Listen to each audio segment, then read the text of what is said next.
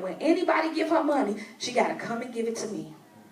And even when she go to school, I can get Trayvon $5 on Monday. On Thursday, he probably got $4. I may spend $1 a day. I got to manage what I have. To Sandra, she coming home, you give her $20 on Monday, it's gone on Monday. She didn't spend it on junk. She didn't buy everybody and their mama something because she don't know how to manage what she's been given. So now I told her, I said, here's what I'm going to do. I'm going to give you $5 on Monday. But when that Monday comes and I say, here's your $5.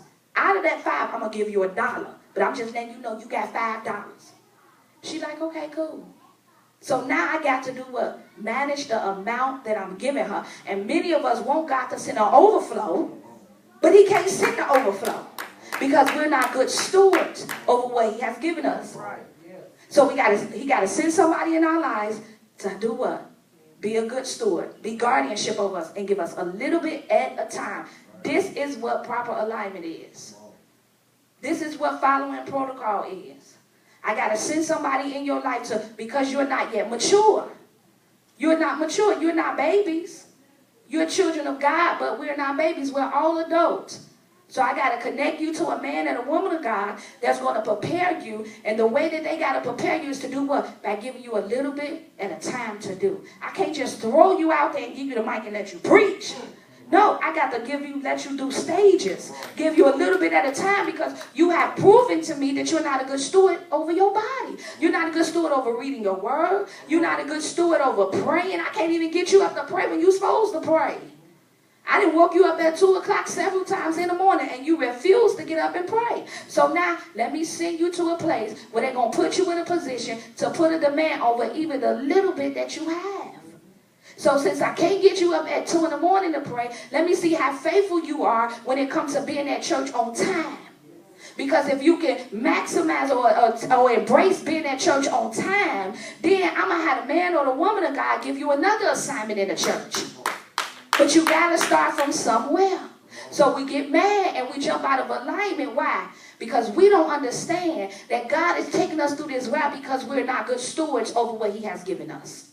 We're not good stewards. And so we getting ready to end by this last. Yeah, I done told y'all. Yeah, Pastor said, oh, hey. Yeah, I done told y'all.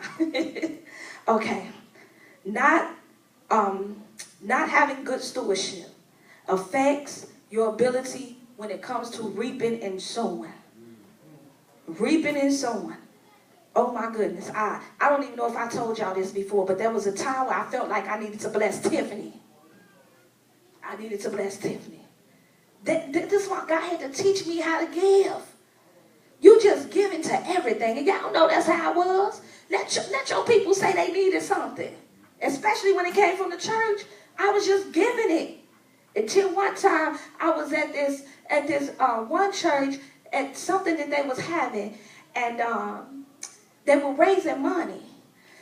And I prayed because I knew God said, before you give anything in terms of sowing a seed. I'm not talking about tithes and offering. Tithes and offering is what you're supposed to do. And we keep believing that if I pay my tithes and my offering, then once I give it this Sunday, tomorrow God gonna move on my head. Yes, he can. But tithes and offering is like no fornication. It's what you're supposed to do. And God is not required to always bless you every 5 minutes for doing what you're supposed to do. It's just like your kids. My kids have chores. I don't listen. I told Trayvon, listen, I ain't got to give you no $20 for cleaning the kitchen because that's what you're supposed to do. Now you can ask me, well, Ma, if I do this and do that, can I just give you, can you just throw me 20? I said, you know what? Since you said it like that, I won't give you 20. I'll give you more than 20. So when it came time for me to give him more, he told me, you said you was going to give me more. I said, more could mean 50 cents extra. You know what I'm saying? Or $1 extra. Don't be sweating me now. I said I would do it since you said it that way. But don't think I have to give to you every time you do what's right. We're supposed to do what's right. We're supposed to just do it because that's what the words say. If you're following the principles and the mandate of the kingdom, you say you kingdom, you just supposed to do what's right because you love God. And you know that's the right thing to do, whether he bless you today or not.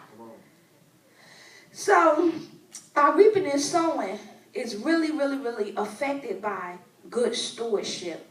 You know, and I really think about that even in terms of my prophecies. There are a lot of things that God had, doors that God hadn't opened up for me yet because I wasn't a good steward over something that he told me to manage. I realized that door hadn't opened up for me yet. You know, and then even when I had been getting all these prophecies about being on a platform, ascending trim, but the enemy kept pulling me out of alignment, having me connect to people who didn't have the capacity to take me there. You know, and I kept saying, well, how am I going to get to this place? How am I going to get to this place? Then he started showing me, listen, I need you to connect to this and connect to that. And he started, in this season, he's been wheeling me back into proper alignment. Now that I'm being wheeled back into my position, now when that door opens up, it's straight. He didn't put me back on the straight path. So now when the door opens, I'll be able to see the door. Because alignment will affect your ability to be focused. We're getting ready to go into that. So like I said before, proper alignment. Let me go back to that. People who don't walk in good stewardship have a problem following protocol and stand in proper alignment. Not just alignment, but proper alignment. Proper alignment means you know who you are. It means you know your assignment. It knows what you know what you've been called to. It knows that you are it knows that you are in agreement. Proper alignment, I'm in agreement with what's going on and I'm focused on it. Nothing can move me and get me out of my position. I'm focused on it. I know where I'm going. People who not in alignment don't know where they're going. They're unsure. They have a lot of uncertainty. They don't understand what's going on. And a lot of times they won't, I don't want to go ahead, but proper alignment. Let's talk about proper alignment of a car. Research it. Proper alignment when you're dealing with a car. A car has to be, the wheel has to be, it has to be centered correctly. And if it's centered correctly, it will improve your drivability. It will improve your drivability. It has to be centered correctly. So God sometimes has to come in and realign some of us, because even when you go into, like, when you're being taught like different symbols and stuff like that of the prophetic, whenever you have a dream about a car always symbolizes any form of vehicle, symbolizes ministry. Plane, a train, airplane, all that symbolizes ministry, but it symbolizes a particular type of ministry. So if you have a dream about, just a regular car, like 4-door, 2-door car, like your car or something, it symbolizes your personal ministry. What God is doing with you personally. Okay, so I want to talk about proper alignment in terms of a car, because a car symbolizes your personal ministry, what you're doing. And whenever you're not centered correctly, you cannot go where God has designed for you to go. You cannot go.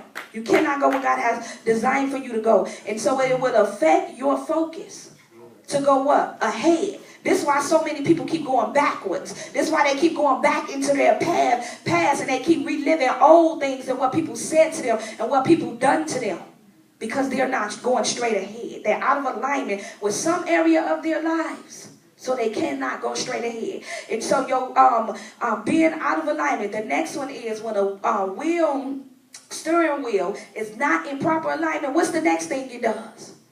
It starts pulling you in every direction. You're going everywhere.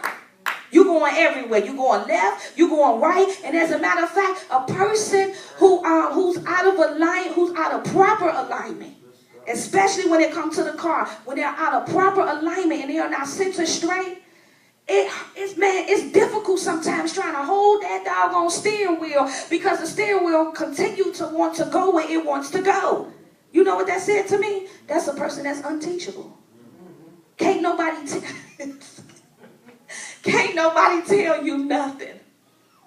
So you hold it down. You struggling, trying to get this person to stay in alignment, because they constantly want to go eat over there, go eat over here. They let their mama, well, you know what? Well, man, this lady told me. Why you allowing some lady to tell you anything? You're out of alignment.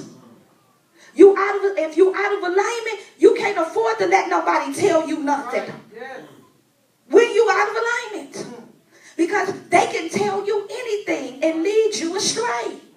I don't care who it is. I don't care if it's my mama. Listen, I was in this relationship with this guy, and my mama went down to Milwaukee, Wisconsin, because my brother and my cousin them had gotten into some trouble. And they went to a female house to pick up my son's father.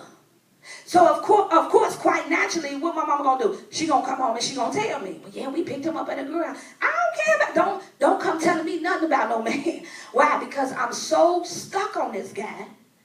I'm so stuck on him that I'm not gonna listen to what you tell me. Period. My mind is just gone. You understand what I'm saying? If you stuck in your way to where can't nobody tell you nothing, then you just need to shut down. Shut completely down. Go on a fast. Let God cleanse you out. Because at this point, you're unteachable. And you're going to end up going where you ain't got no business going. Doing what you ain't got no business doing. So when a person is not in proper alignment, they're going all different directions. Because they're unsure and they're uncertain with where they're headed. And you know what the Lord showed me? Is that you will hit these people, you will hit uncertainty in what they're telling you. Oh, well, then can I use Faith on Fire ministry as an example? Well, you know, I don't think the ministry have what it needs to help get me to where I'm going. I don't think the ministry has enough in there. I don't see enough teachers there that can help teach me to get me to where I feel like I need to be. I know who I am. But I know, and even if you know what your assignment is, do you know the process it's going to take to get you to that journey, to that assignment? Do you know the process? Do you know the process? And this is one of the things that we don't ask God for.